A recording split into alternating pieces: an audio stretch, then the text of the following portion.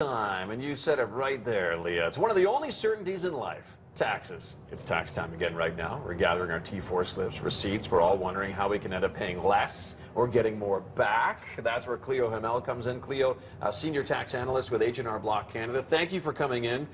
You and I were just joking about this. We want to make the tax time of year as less stressful as possible. Right. We want it to be painless. As painless as possible. That's it, exactly. We have to pay taxes, so let's try and save as much money as we can. You've come up with 5 tax myths for us today to hopefully help clarify things and simplify the process. Let's get right to it. So myth number 1, if the Canada Revenue Agency processes my tax return, it's approved. That is incorrect. Wrong. Because most people just naturally assume, I got the check, everything must be fine.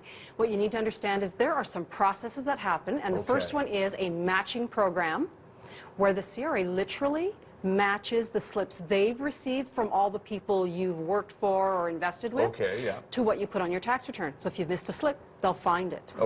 Or you've claimed some deductions that maybe they're not quite sure about, and they want to go back and look at it again. Unfortunately, they don't do it during tax season, which ends April 30th. They do it later in the year. So it could be Christmas when you get that letter that says, remember that money we sent you? We want it back. We want $800 back. Yeah, okay. So that's myth number 1. Myth number 2, I filed my tax return electronically, so I don't need to keep my slips. These are connected, right? Right, yeah. So unfortunately, that's not true either. The great thing about electronic filing is it just makes it so much easier.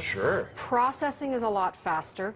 But you are required to keep all of the information that you use to create your tax return together for 7 years. 7 years, that's the magic number. It is, because it's the year that you filed plus 6 years afterwards. You know what? Once that's done, you can scrap it from there, because the CRA can go back and look at your returns in any of those years afterwards. So hang on to them. Hang on to those. So if we're filing for the 2013 year, that means up to 2019 you have to keep them, right? Right. Okay, there you go. Tax myth number 3, mothers are required to claim children first.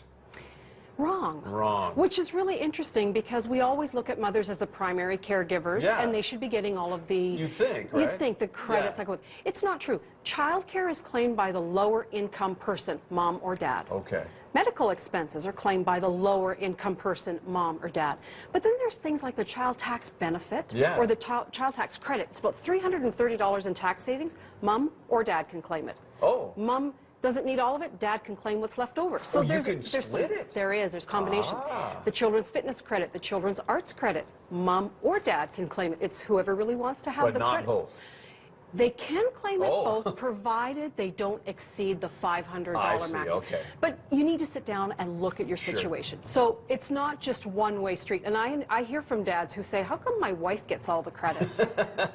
And really, it's, let's take a look and see who's getting the best credit. Remember, it is a household that's going to benefit from it. So let's take a look at that. It's a household pool of money. There you go. Okay, so myth number 4, I earn less than $10,000, so I don't need to file a return. Wrong. You should always file a tax return, especially when you have any form of income. If you're under the age of 18, it's good because you start your RSP contribution limit. If you're under 18, chances are that you probably didn't make enough in any tax that was withheld. You're going to get it back. Regardless of your age, if you make less than $11,038 for 2013, any tax you would have paid on that income comes back to you.